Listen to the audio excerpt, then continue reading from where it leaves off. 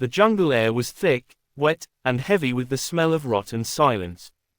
Private Torres sat alone in the raised wooden watchtower, his rifle resting across his lap, eyes flicking between the dark tree line and the glowing green of his night vision scope. His squad had gone quiet hours ago, each man locked in his own uneasy silence. This area was notorious among the locals. They said it was cursed, haunted by the restless dead of a forgotten war. Torres laughed it off at first, but now, in the still hours between midnight and dawn, the stories didn't seem so funny anymore. The insects had stopped buzzing. Even the frogs had gone silent. That was never a good sign. Torres checked his watch, 2:03 a.m. A soft crunch broke the quiet, like a boot pressing into damp leaves. He froze, his finger tightening on the trigger. Another crunch followed, closer this time. He whispered the night code, the standard challenge to any soldier approaching: identify. No answer. His flashlight beam cut across the field, hitting nothing but fog and low brush. Then came the whispering, faint, quick, layered, voices overlapping each other in a strange mix of Tagalog and something older, harsher. Through the scope, movement. A silhouette stepped out from behind a tree, tall and still. The man wore an ancient uniform, tattered, streaked with mud, the fabric torn at the shoulder where a Japanese insignia once was. His face was hidden beneath a steel helmet, but Torres could feel the eyes locked on him. Identify. He barked again, louder this time, his voice shaking. The figure raised one arm slowly, not in surrender, but in salute. For a heartbeat, Torres hesitated. Then the figure's outline began to fade, as if swallowed by the night itself. The air turned icy, breath visible even in the humid heat. Torres blinked, and the figure was gone. When his team arrived at dawn, they found Torres pale and trembling. He insisted on showing them where the man had stood, pointing to the exact spot, but there were no footprints, no tracks at all. Just damp soil, untouched. One of the men touched Torres' rifle, still lying on the railing. The metal was so cold it burned his fingers. Torres didn't speak much after that night. The others would sometimes catch him staring at the tree line during his shift, whispering under his breath. When asked what he was saying, he only replied, "He saluted me, like he knew me." Corporal Mendez had spent months on the remote outpost in Afghanistan, but nothing had prepared him for the night he was left alone. His usual partner had been sent to the medical tent with a sudden fever, leaving Mendez alone to watch over a stretch of desolate valley that seemed to go on forever. The wind howled across the rocky terrain, carrying the faint rattle of distant artillery fire, but the immediate area around the outpost was eerily still. Mendez huddled in the small observation bunker, wrapped in his poncho, trying to stay alert as he scanned the valley through the thermal scope. Around 3 a.m., something caught his eye: 5 shapes, moving slowly along the ridgeline. At first, he thought they were enemy scouts, but their heat signatures were strange, almost non-existent. He leaned closer to the scope, trying to focus, but the figures seemed to shimmer and distort, not producing the heat a living body should. Heart pounding, Mendez reached for the radio. "Command, do you copy? We've got movement on Sector 9. Static crackled back at him. No words, just static. He switched to night vision, the green-tinted world giving him more detail. The figures were clearly human-shaped, but their faces were blank, pale, and unmoving. Their eyes glowed faint green, reflecting the infrared light back at him like glass. One of them lifted a hand and pointed directly at the bunker, unhurried, deliberate. Mendez swallowed hard and aimed his rifle. He fired. The rounds passed through empty air as if the targets were made of smoke. Panic clawed at his chest. Minutes stretched into hours as he kept firing, trying to scare them away, but they didn't flinch. He could hear faint whispers now, echoing just beyond the walls of the bunker, voices that sounded like men he had served with, some who were already dead. His pulse raced, and he backed into the corner, eyes locked on the figures, who now seemed to be surrounding him in an impossible circle. When the quick reaction force finally arrived at sunrise, they found Mendez shaking violently, unable to speak. His eyes were wide, unblinking, and he kept whispering the same words over and over, "They know me, they were us, they know me." Even after he was evacuated, Mendez couldn't shake the memory. The shadows haunted his dreams, and sometimes, in the quiet moments of civilian life, he swore he could feel the cold, glowing eyes of those figures watching him still. Sergeant Lewis had thought the Arctic outpost would be the easiest assignment of his career. Endless snow, routine patrols, and nothing but silence stretching for miles. But after 6 nights alone, that silence began to feel alive, pressing in on him like a physical weight. The prefab hut creaked constantly, but now it seemed to creak in rhythm with something outside, something circling the station. Every gust of wind sounded like a whisper. Every shadow under the snowdrift seemed to move. On the 7th night, Lewis stepped outside to check the perimeter, flashlight cutting a narrow path through the storm. That's when he saw them, footprints. Bare human footprints leading away from the station, but they didn't belong to any of his team. They twisted and turned in ways that made no sense, and then disappeared into the blizzard as if swallowed by the snow itself. He followed them a short distance, heart hammering, and then his radio hissed to life. "Lewis, get back inside." The voice was unmistakable. It was his own. Every hair on his body stood on end. He froze, gripping the radio, and then another voice joined in, deeper and distorted, whispering behind him. He turned, flashlight swinging, but saw nothing but the endless white storm. Panic surged as he realized he wasn't alone, and whatever was out there could imitate him, could know him. When rescue finally arrived days later, they found Lewis' gear untouched, and footprints circling the outpost in a perfect, endless loop. No signs of struggle, nothing disturbed except the ground itself. Inside the hut, his logbook lay open on the table, pages fluttering in the cold wind. The final entry, scrawled in trembling handwriting, read, "I was never alone on watch." Lewis was gone. The storm left no trace of him, but the footprints around the outpost remained, circling endlessly, as if the snow itself remembered the watch he could never abandon. The hours after midnight felt longer than any Lewis had ever endured. The Arctic storm had intensified, snow whipping against the walls of the prefab hut, turning the world outside into a white void. Inside, the heater groaned and sputtered, but its warmth felt distant, inadequate. Lewis sat at his desk, eyes scanning the radio static, heart still hammering from the previous night's terror. Every creak of the building made him flinch, every shadow seemed to shift just beyond his peripheral vision. Around 1 a.m., he noticed it, a pattern in the snow outside, faint lines forming concentric circles around the station. He grabbed his flashlight and stepped outside despite the wind's sting. The snow under his boots was powdery, giving way with each step, but the tracks he had seen the night before were still there, impossibly fresh and undisturbed. They didn't lead anywhere this time, they simply circled the outpost repeatedly, tracing the same endless loop.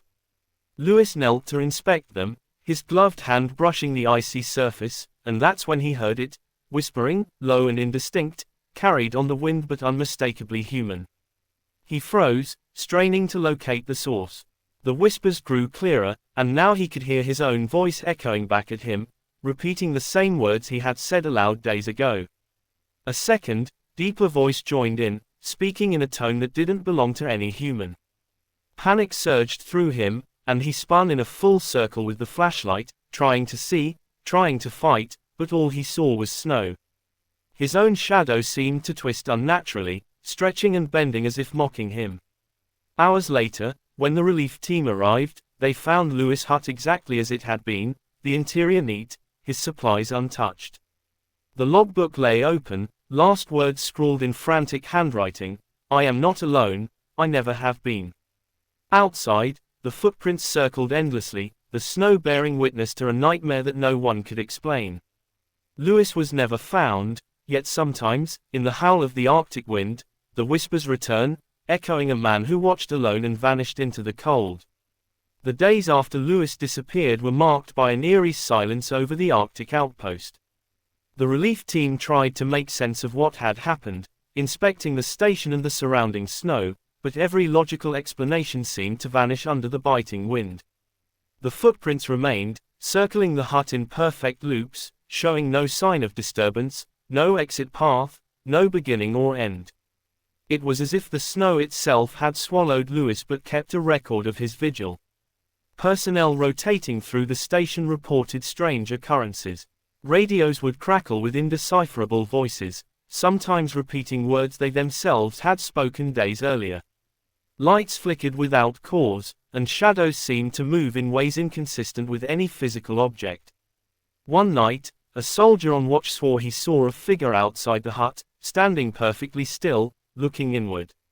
When he called to it, it vanished instantly, leaving behind nothing but a chill that burned through his gloves. Psychological strain grew among the small team. Men became jumpy, staring at every corner, imagining shapes in the blizzard outside. Sleep deprivation and fear took their toll. Some claimed to hear whispers in the wind, voices familiar yet distorted, warning them, urging them to leave. But no matter how far they tried to move from the station, the circular footprints always seemed to reappear in fresh snow around the hut. Each man who attempted the night watch began muttering phrases Lewis had once written, as though the echoes of his terror had etched themselves into the place. Eventually, the outpost earned a reputation among Arctic bases. Commanders avoided scheduling solo shifts. Soldiers whispered about the watcher in the snow, a presence that had claimed Lewis and perhaps lingered, circling endlessly in the white void, ensuring that no one could ever truly be alone again. The outpost became a study in fear, a place where even logic bowed to the inexplicable, and where Lewis' last words seemed less like writing and more like a warning: "I am not alone, I never have been." Even years later, those stationed there would sometimes wake in the dead of night, convinced that footsteps circled the hut, soft crunches on fresh snow, impossible and endless, as if the Arctic itself remembered the solitary watch of a man who vanished without a trace. By the time winter fully settled over the Arctic outpost, the stories of Lewis had become legend among rotating crews. No one stayed alone for more than a few hours, and the relief teams enforced strict rotations, but the fear never fully left. Strange phenomena continued. The radios crackled with static that sometimes formed whispers, equipment malfunctioned inexplicably, and shadows twisted unnaturally in the corner of the eye. Those who spent even a single night reported dreams that weren't their own, memories of a man pacing endlessly, whispering into the wind. Some soldiers claimed to have glimpsed a figure walking outside, moving in perfect circles around the hut, always disappearing whenever approached. Others felt an oppressive presence inside the hut, as if someone, or something, watched them from the corners, never visible but always there. The circular footprints in the snow persisted, untouched by wind or new snowfall, as though time itself had frozen around them. Even the scientific instruments, measuring wind, temperature, and seismic activity, recorded anomalies that could not be explained. The psychological toll was immense. Soldiers became paranoid, talking to themselves, questioning whether they were hearing voices or imagining them. Some refused to sleep, pacing the interior of the hut like Lewis had, repeating his last words in trembling voices: "I am not alone, I never have been." Commanders began documenting the incidents, labeling the station as high risk for unexplained psychological stress, but no report captured the true terror experienced on those endless Arctic nights. Years later, when the station was eventually abandoned and decommissioned, the footprints remained in the snow, circling the hut in endless loops. Remote cameras left for research purposes captured nothing but swirling snow, but audio recordings picked up whispers, soft and indecipherable, echoing Lewis' voice among the howling wind. The Arctic held its secret, the legacy of a man who had watched alone, vanished, and somehow left a trace of his fear embedded in the cold, circling endlessly around the empty outpost, a nightmare that refused to end. Long after the outpost was abandoned, the legend of Sergeant Lewis lingered in military circles as a cautionary tale. Researchers, engineers, and even adventure teams who visited the site reported unnerving sensations. Some swore that the air itself felt heavier near the hut, almost oppressive, and that every step outside produced the faintest crunch, though no footprints could be seen.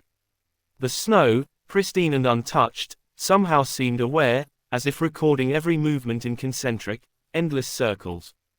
Equipment left behind continued to behave strangely. Cameras meant to monitor wildlife captured only static, but occasionally, a shadow or flicker appeared, moving unnaturally fast or in impossible directions. Audio sensors recorded faint whispers in the dead of the Arctic night, echoes of words spoken decades ago, sometimes Lewis' own voice warning unseen listeners, "I am not alone, I never have been." Batteries drained inexplicably, and instruments froze in temperatures far above their operational limits. Every anomaly reinforced the growing suspicion that the outpost itself had become something more than steel and concrete, a vessel for the terror that had consumed Lewis. Stories of those who ventured near the station grew increasingly bizarre. One winter research team claimed that they woke to find footprints circling their tents, identical to the ones documented decades earlier. No wind, no storms, no signs of human activity could explain the patterns. Some reported glimpses of a solitary figure pacing in the distance, indistinct but unmistakably human, vanishing the moment it was focused upon. Psychologists theorized mass hysteria, but the veterans who had been stationed there insisted the fear was tangible, real, and unrelenting. Even years later, the Arctic wind seemed to carry voices, distorted and overlapping, whispering warnings to anyone who dared to stay too long. Lewis' disappearance became more than a story. It became a symbol of isolation and the unknown, a demonstration of what could happen when a human was left alone to confront a world that may not be entirely theirs. The footprints, the whispers, the endless circling, they remained as evidence that some nightmares are not bound by time or space. Some watchers, once begun, can never truly end, and some horrors, once encountered, leave a trace that the cold itself refuses to erase.